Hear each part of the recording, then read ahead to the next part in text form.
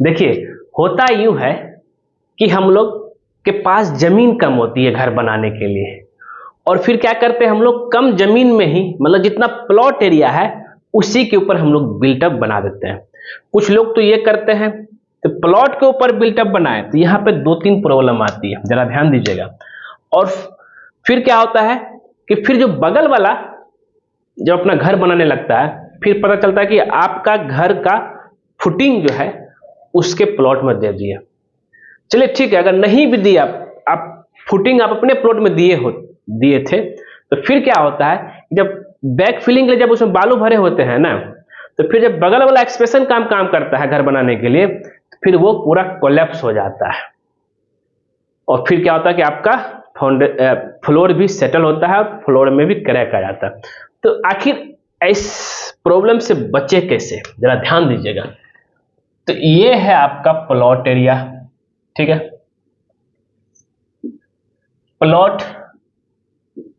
Plot के ऊपर ही आप क्या किए हैं, बिल्टअप एरिया, प्लॉट के ऊपर ही बिल्ट कर दिए, बिल्टअप, ठीक है। Plot area built up area same हो गया। तो अब यहाँ पे हम यहाँ एग्जाम्पल चलते, एक कॉलम यहाँ है, एक कॉलम यहाँ है, एक कॉलम यहाँ।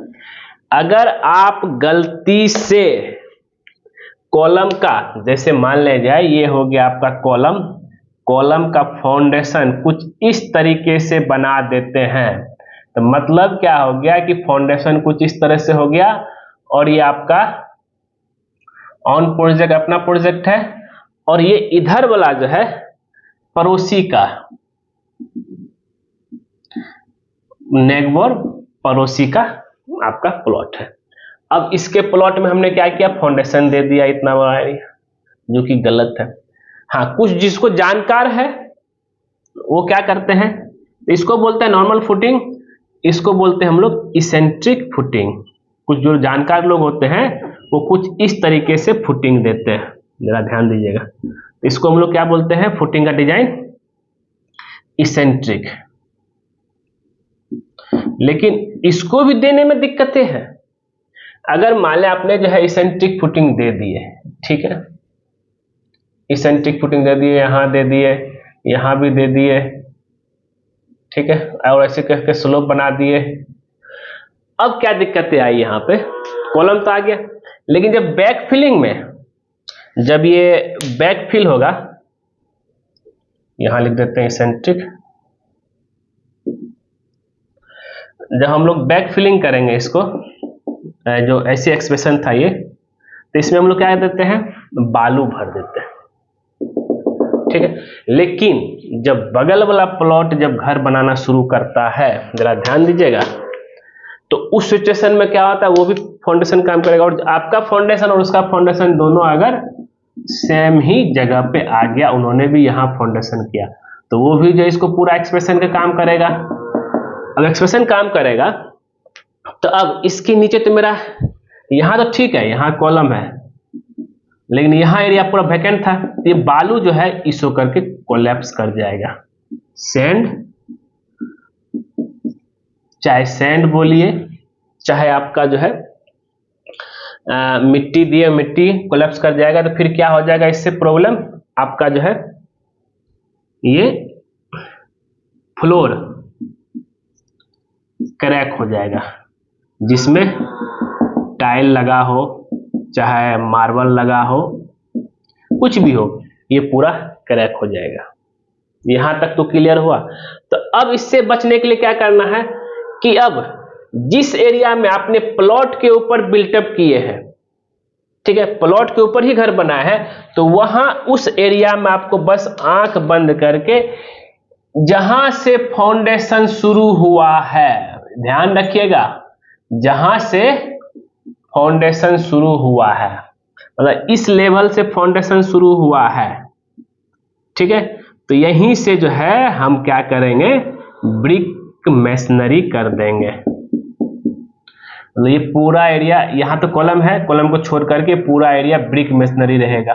तो फाउंडेशन के नीचे से, यहां से देखिए इस लेवल से, तो क्या करेंगे हम लोग, ब्रिक मेसनरी, ये ध्यान में रखिएगा, ब्रिक मेसनरी करेंगे, जिससे क्या है कि अपना ये आपका जो चारों साइड कर दीजिए, तो आपका साइड का जो भी आपने मिट्टी चाहे बालू भरे हैं, सैंड भरे हैं, वो आपका पूरा पैक हो गया।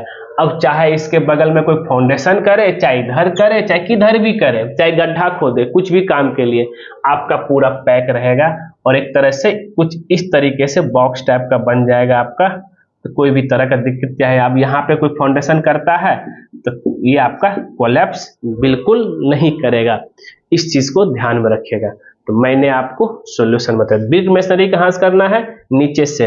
अब उससे ना तो कभी जब बगल में फाउंडेशन होगा ना तो मिट्टी उसमें धसेगा, ना बालू धसेगा, और ना ही जो है आपका फ्लोर जो है क्रैक बिल्कुल नहीं करेगा। ये ध्यान में लेके चलिएगा। तो दोस्तों उम्मीद करते हैं ये सारा चीज आपको क्लियर हो गया होगा, इसमें कोई भी तरह का कंफ्यूजन नहीं हो रहा होगा। और आप भी जब भी घर बनाते हैं इन सब चीजों का ध्यान दीजिएगा, जिससे क्या है कि भाई समस्या ना आए। और हाँ, प्लॉट के आप बोले ऐसे प्लॉट के बिल्टअप बनाएंगे तो भाई कैसे इसमें खिड़की कैसे देंगे? तो इसको प्लानिंग जब नक्शा तैयार होता है ना, उसी समय जो है आपको इंजीनियर लोग एक डक्ट 2 फीट बाय 4 फीट का 2 फीट बाय 4 फीट का एक डक्ट तैयार करके देता है। ठीक है, डक्ट मतलब हो गया शाफ्ट, ओटीएस जिसको बोलते हैं ओपन टू स्काई। ये आपका टॉप से पूरा खुला रहेगा। तो अब इससे क्या है कि अगर आप यहाँ बेडरूम है, यहाँ बाथरूम हो गया, चाहे इधर एक तो बेडरूम हो गया, तो इस बेडरूम का खिड़की इधर खुल जाएगा इस डक्ट में, इस बाथरूम का वेंटिलेशन के लिए इधर खुल जाएगा, इस बेडरूम के लिए भी जो आपका इधर खुल जाएगा। इस तरीके से चारों साइड से आपका कवर हो जाएगा, मतलब कि वेंटिलेशन के लिए जो है कोई दिक्कतें नहीं आएगी। तो ऐसे तरीका है। तो जब आप जो है फिर से करना चाहो प्लॉट के ऊपर बिल्टअप करेंगे तब की बात हम बता रहा हूं, तब इस तरह का चीज जो है अप्लाई करते हैं। पहला क्या है, क्या करते हैं? पहला इसेंट्रिक फुटिंग डालते हैं। इसेंट्रिक, फिर से लिख देता हूं मैं,